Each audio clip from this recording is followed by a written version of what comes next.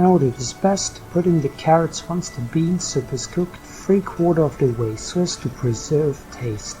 Same goes for garlic. Before getting started, I washed and strained about half a kilo of beans and left those to soak submerged in water in a dish for 2 days. I cut 2 or 3 onions, a few cloves of garlic into dices. I heated up some oil and a piece of butter in a pot.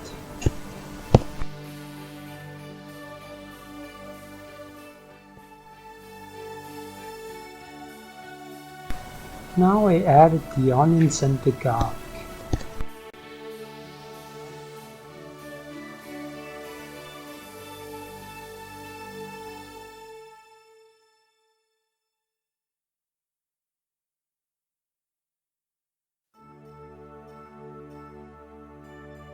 Once the onions were soft, I added 2 to 3 slices of carrots. I fried the food about a minute more, reducing the heat level to prevent sticking of the food, perhaps adding 1 or 2 more drops of oil.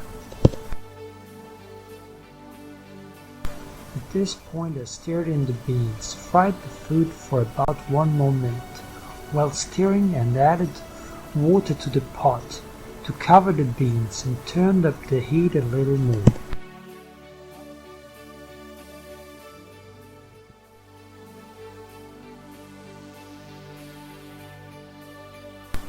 The cooking may take about 2 hours, or until all the ingredients are cooked soft, with occasional checks and additions of water.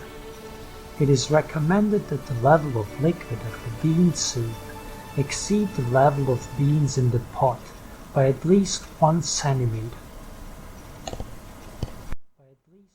Thanks for watching.